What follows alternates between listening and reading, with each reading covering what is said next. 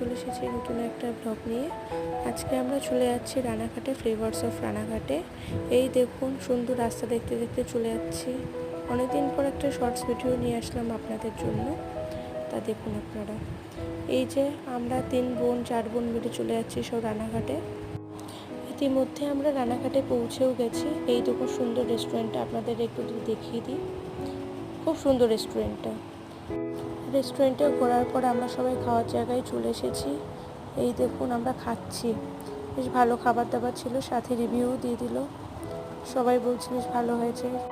খাওয়া দাওয়া কমপ্লিট করে আমরা বাইরে চলে এসেছি।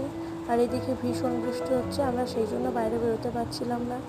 এই দেখুন আমরা সবাই, আর এদিকে একটা জিনিস নিয়ে হাসাহাসি করছে, আমার বড় মাসি শুয়ে পড়েছে, সেই নিয়ে সবাই খুব হাসাহাসি করছে।